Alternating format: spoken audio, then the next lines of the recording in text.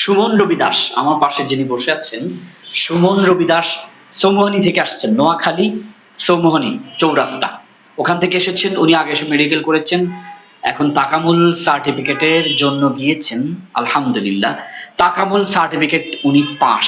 মানে তাকামুল সার্টিফিকেটটা খুবই জটিল, চাইলেই পাস করা যায় ব্যাপারটা এমন নয়। আলহামদুলিল্লাহ, যারা শিক্ষিত, কম্পিউটার চালাতে পারেন, বুঝেন, বিবেক আছে, তাদের জন্য সহজ হয়। তাহলে অন্যরা কি করবেন? কোনো সমস্যা নেই, আপনি যে কাজে দক্ষ সেই কাজের একটা ইন্টারভিউ নেয়, আপনি ইন্টারভিউতে যখন পাস হবেন তখন আল্লাহ আপনাকে আপনার জায়গায় পৌঁছায় দিবেন। এটা আপনাদের জন্য ভালো, মানে যাত্রীদের জন্য ভালো হয়েছে। সেই যেই কাজ পারে, যে কাজের অভিজ্ঞতা রাখে, সেই কাজের সরাসরি ওই দেশের লোকদের সাথে সিসি ক্যামেরায়, মানে বুকের মধ্যে নাকি ক্যামেরা থাকে, আমি বিস্তারিত শুনবো, ওইভাবে ইন্টারভিউ দিয়ে যেতে হয়। সহযোগিতার হাত আমরা বাড়ায় দিই, আপনার কোথাও টেনশন করতে হবে না। জীবনে চলার পথে কোথাও বাধা বিঘ্নতা সৃষ্টি হলে এজেন্সি থেকেই আপনাদেরকে করা হয়। চলুন তাহলে একটু 1 মিনিট কথা বলি। সুমন রবি দাস, সুমন রবি দাস উনি একজন হিন্দু ধর্মের মানুষ। হ্যাঁ, উনি একজন হিন্দু ধর্মের মানুষ।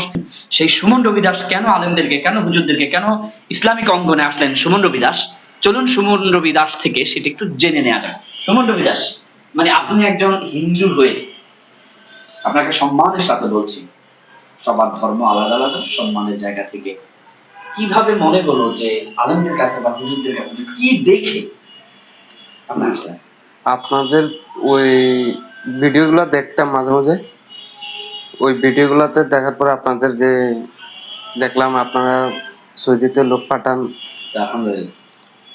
যে ওই ভিডিওগুলোতে দেখতে আমার থেকে মনে হয়েছে যে হাবিব ট্রাভেলস, আমার মন থেকে ভিডিওগুলো দেখার পরে যে আমার একটা বিশ্বাস যে ভাই আপনার কাছে আসলে আমি সত্য জায়গায়, হ্যাঁ সত্য জায়গা আমি যাইতে পারবো, ওই বিশ্বাসটা আছে দেখে আমি আপনার কাছে আইসি নোয়াখালীর থেকে।